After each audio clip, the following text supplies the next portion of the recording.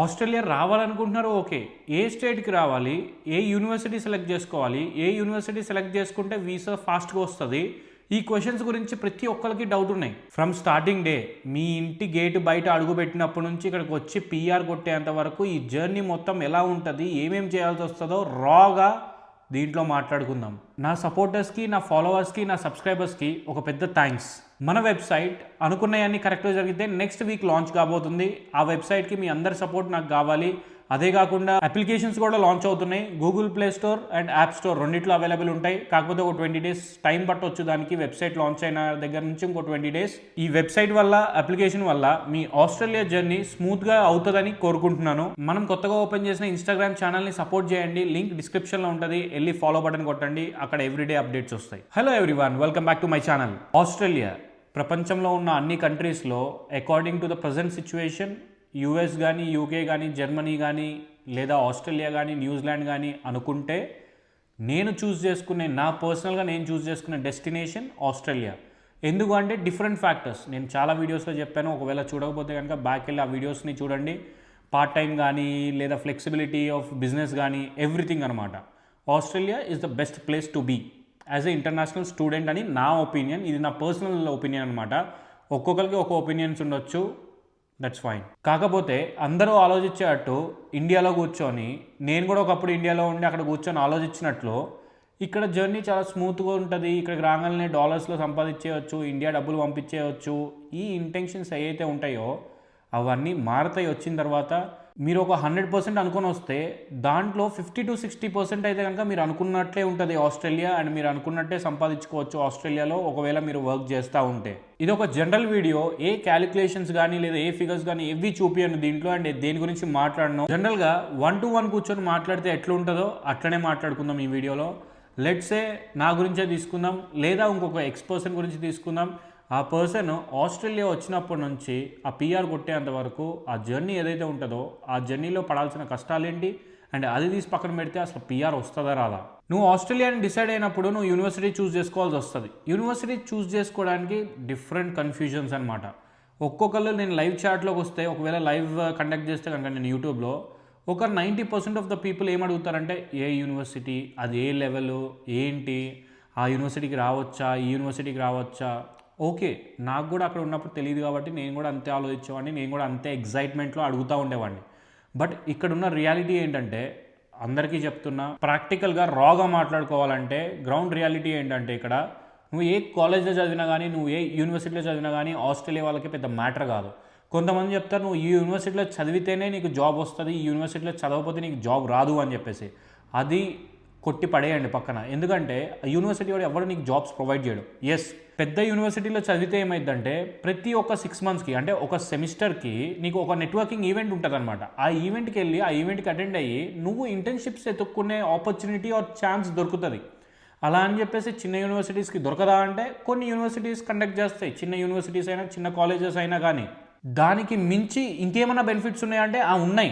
ఏంటి, ఇండియాలో మీ పేరెంట్స్ కానీ లేదా మీరు కానీ ప్రౌడ్గా చెప్పుకోవడానికి నేను one of the top most యూనివర్సిటీలో చదువుతున్నా అని ఒక ముద్ర వేసి చెప్పడం తప్ప, అండ్ ఇంకొక బెనిఫిట్ ఏంటంటే మీ ఫీజు బొక్క తప్ప ఇంకేముండదు. పెద్ద యూనివర్సిటీలో చదివితే ఎక్కువ నాలెడ్జ్ వస్తుంది, అది వస్తుంది, ఇది వస్తుంది అని చెప్పేసి ఏదైతే అజంప్షన్స్ ఉన్నాయో, పర్సెప్షన్స్ ఉన్నాయో అవన్నీ కొట్టిపడేయండి. ఎందుకంటే అది రియాలిటీ కాదు. ఎస్, పెద్ద యూనివర్సిటీలో చదివితే ఇంకొక బెనిఫిట్ ఉంది. డిఫరెంట్ క్లబ్స్ ఉంటాయి అనమాట. నువ్వు వెళ్ళి దాంట్లో ఎంజాయ్ చేయొచ్చు. క్లబ్స్ ఇన్ ద సెన్స్ ఆ నైట్ వెళ్ళే క్లబ్లు కాదు, నార్మల్ క్లబ్స్. ఏంటి, ఇప్పుడు స్టూడెంట్ ఆర్గనైజేషన్కి ఉండే క్లబ్స్ ఉంటాయి కదా, ఈ చిన్నప్పుడు స్కూల్లో ఉంటాయి కదా. మా స్కూల్లో అయితే శ్రీ చైతన్య స్కూల్లో సీజర్స్, మొగల్స్ అవి ఇవి ఉండే అనమాట. సో అలాంటి గ్రూప్స్ ఉంటాయి. అలాంటి గ్రూప్స్లో వాళ్ళు డిఫరెంట్ యాక్టివిటీస్ చేస్తూ ఉంటారు. దాంట్లో వెళ్ళి పార్టిసిపేట్ చేస్తూ ఉండొచ్చు.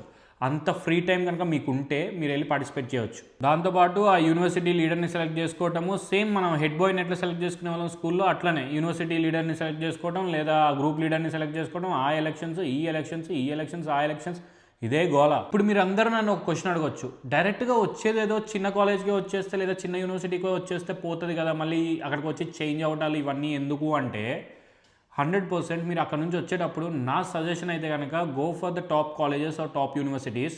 ఇది నా పర్సనల్ సజెషన్. ఎందుకంటే నీకు వీసా యాక్సెప్టెన్సీ రేట్ ఎక్కువ ఉంటుంది. మనకి ఫస్ట్ వీసా యాక్సెప్ట్ అయ్యి నువ్వు ఆస్ట్రేలియాలోకి అడుగు పెట్టాలి. ఆస్ట్రేలియాలోకి అడుగు పెట్టిన తర్వాత నువ్వు నీ ఇష్టం వచ్చింది ఏదో ఒకటి చేసుకోవచ్చు. అలా అని చెప్పేసి రూల్స్ని ఒబే చేయకుండా ఇది పడితే అది చేయడానికి ఉండదు ఇల్లీగల్గా. సో లీగల్గా నువ్వు ఏమైనా చేసుకోవచ్చు. వీసా యాక్సెప్టెన్సీ కోసం నువ్వు అట్లీస్ట్ లెవెల్ 1 ఆర్ లెవెల్ 2 కాలేజెస్లోకి వస్తే then that will be great అనమాట. ఇది నా personal suggestion. Level 3 colleges or యూనివర్సిటీస్కి వీసాస్ యాక్సెప్ట్ అవ్వవా అంటే అది లక్కీ డ్రా లాగా అనమాట. యాక్సెప్ట్ అవ్వచ్చు, యాక్సెప్ట్ అవ్వకపోవచ్చు. Majority of the times first 2 లెవెల్స్కే ఇంపార్టెన్స్ ఉంటుంది, ప్రియారిటీ ఉంటుంది. దాని తర్వాత మాత్రమే లెవెల్ 3 యూనివర్సిటీస్, లెవెల్ 3 కాలేజెస్కి వెళ్తారనమాట. అండ్ ఇంకొక పాయింట్, ఇండియా లెవెల్ 3కి వచ్చింది, నా వీసా రిజెక్ట్ అయిపోతుంది అది ఇది అని చెప్పేసి ఇంకా టెన్షన్ పడాల్సిన అవసరం లేదు. మేబీ ఇది ప్రాసెసింగ్ టైం పెరిగితే పెరగచ్చు. మీ డాక్యుమెంటేషన్ కరెక్ట్గా ఉండి మీ ఫైనాన్షియల్ స్ట్రాంగ్గా ఉంటే మాత్రం ఎవరికి భయపడాల్సిన అవసరం లేదు. వీసా యాక్సెప్టెన్సీ రేట్ 100% ఎక్కువే ఉంటుంది. ఎందుకంటే ఇంటర్నేషనల్ స్టూడెంట్స్ ఎవరైతే ఇక్కడ ఆస్ట్రేలియా వస్తారో వాళ్ళ యాక్సెప్టెన్సీ నెంబర్ పెంచారనమాట. ఇంతకుముందు 2,70,000 ఉండేది, ఇప్పుడు 2,95,000 చేశారు ఈ ఇయర్లో. అంటే 25,000 మెంబర్స్ని ఎక్కువ యాక్సెప్ట్ చేస్తున్నారు త్రూ అవుట్ ఇంటర్నేషనల్లో వచ్చే స్టూడెంట్స్ని. అండ్ ఇప్పుడు ఉన్న పాయింట్ ఏంటి, ఒకవేళ కనుక వీళ్ళు మొత్తం ప్లేసెస్ ఫిల్ చేయాలంటే కనుక ఇండియా నుంచి కూడా అప్లికేషన్స్ యాక్సెప్ట్ చేయాల్సిందే. అది లెవెల్ 3కి వెళ్తేనో లేదా లెవెల్ 2లో ఉంటేనో లెవెల్ 1లోనో ఉంటేనో వాళ్ళు యాక్సెప్ట్ చేయడం రిజెక్ట్ చేయడం అని చెప్పేసి ఏమి ఉండదు. ఓన్లీ నీ డాక్యుమెంటేషన్ మాత్రం పర్ఫెక్ట్గా కరెక్ట్గా పెట్టుకో. ఒకవేళ కరెక్ట్గా లేకపోతే కనుక కరెక్ట్ చేసుకో. వాటిని ఒక 1 year అయినా టైం పెట్టినా కానీ ప్రాబ్లం లేదు, కానీ కరెక్ట్ చేసుకొని రా. అనవసరంగా వీసా రిఫ్యూజ్ అయింది, ఒక 1 year వేస్ట్ అవుతుంది. సో అలా కాకుండా బెటర్ టు డూ దిస్. నువ్వు ఆ 1 year ఇంకో జాబో లేకపోతే ఇంకోటి ఏదన్నా చేసుకుంటానో నీ డాక్యుమెంటేషన్ మొత్తం పర్ఫెక్ట్గా చేసుకున్న తర్వాతే యూ జస్ట్ స్టెప్ ఇన్ అనేది నా పర్సనల్ సజెషన్ అంతే. వీసా యాక్సెప్ట్ అయిపోయిన తర్వాత ఆస్ట్రేలియాలో అడుగు పెడతారు. సరే ఇక్కడ ఎవరైనా తెలిసిన వాళ్ళు ఉంటే ఓకే, ఒకవేళ తెలియని వాళ్ళు లేకపోతే డోంట్ వరీ, మా అప్లికేషన్ వస్తుంది ఎయిర్పోర్ట్ పికప్కి. త్రూ అవుట్ ఆస్ట్రేలియాలో ఫస్టే స్టార్ట్ చేయలేకపోతున్నాం, ఓన్లీ అడ్లైడ్లో స్టార్ట్ చేస్తున్నాం. Then after will expand to throughout Australia for sure.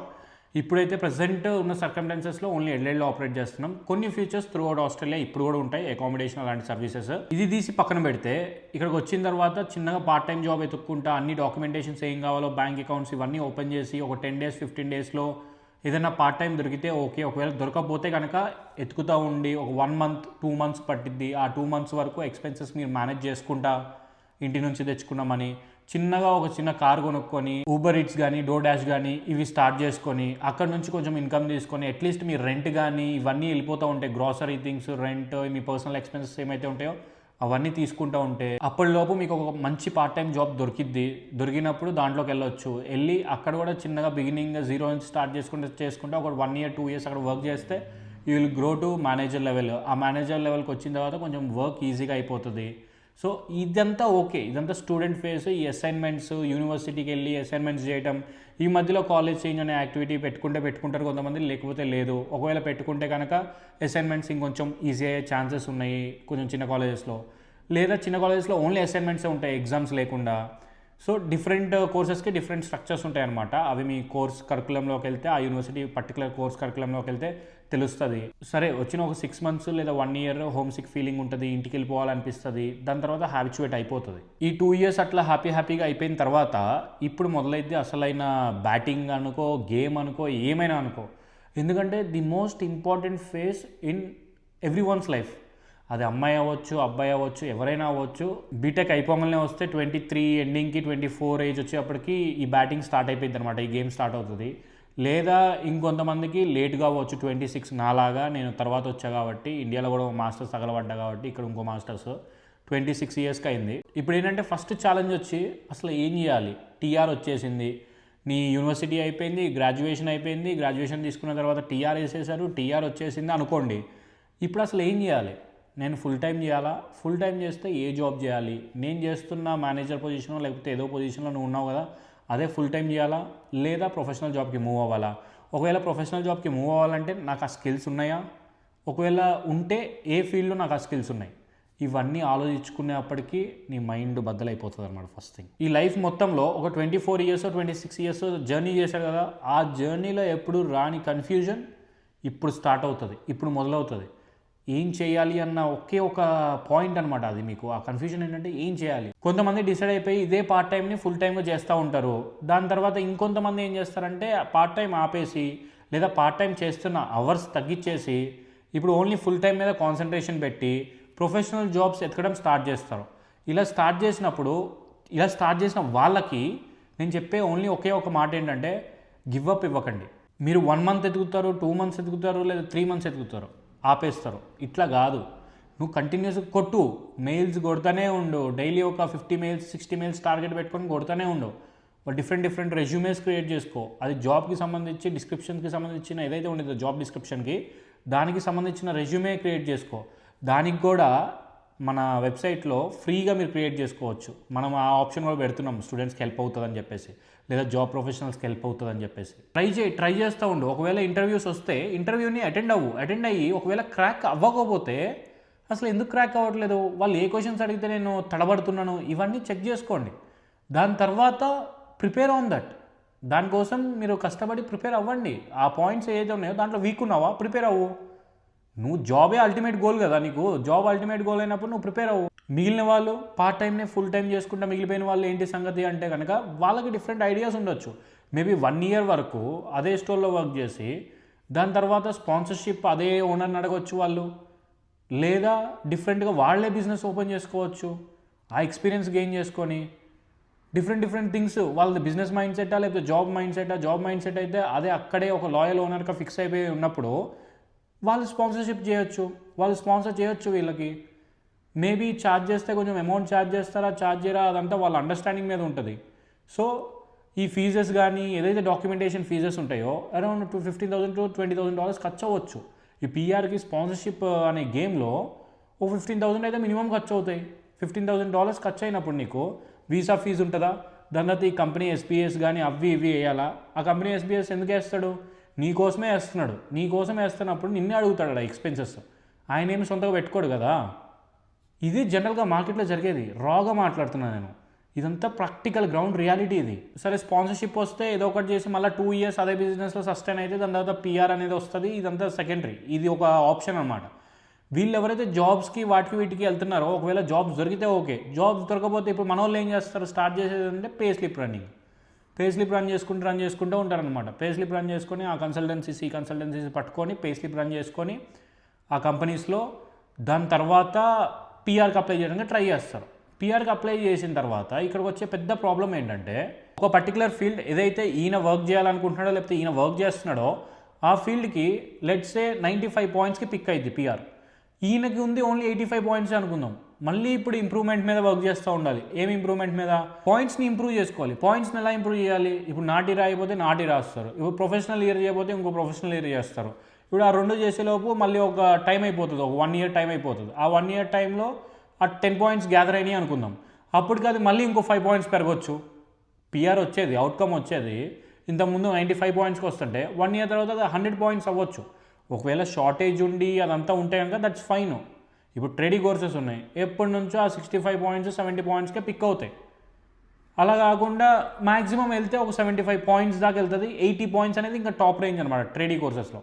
ఈ ప్రొఫెషనల్ జాబ్స్ అనేవి అలా కాదు, 90 points అవ్వచ్చు, 95 అవ్వచ్చు, దాని తర్వాత 100 అవ్వచ్చు, 105 కూడా అవ్వచ్చు, బేస్డ్ ఆన్ ద డిమాండ్. సరే ఇదంతా చేసిన తర్వాత ఈ పీఆర్ అనేది గ్యారంటీ అంటే గ్యారంటీ కాదు. ఎందుకంటే నీకు పాయింట్స్ ఉన్నాయి, పాయింట్స్తో పాటు నువ్వు క్రైటీరియా కూడా మ్యాచ్ చేయాల్సిందే. క్రైటీరియా ఏంటి, నువ్వు 6 months వర్కింగ్ అంటే 6 months వర్కింగ్ చేసి ఉండాలి, 1 year వర్కింగ్ అంటే 1 year వర్కింగ్ చేసి ఉండాలి, లేదా అదే మీరు అనుకుంటున్న పే స్లిప్స్ రన్ చేయించైనా ఉండాలి. ఈ కష్టాలన్నీ పడేలోపు ఇంకో 2.5 years 3 years అలా వెళ్ళిపోతుంది అనమాట, సింపుల్గా వెళ్ళిపోతుంది. ఆ 3 years తర్వాత ఇప్పుడు ఇంకో టెన్షన్ ఏంటంటే ఎక్స్టెన్షన్ వేయాలి. రీజనల్ ఏరియాస్లో ఉన్న వాళ్ళకి 4 years వస్తుంది కదా టీఆర్, ఫస్ట్ 3 years ఇస్తాడు, దాని తర్వాత 3rd yearలో ఉన్నప్పుడు 4th year ఎక్స్టెన్షన్ వేసుకుంటావు.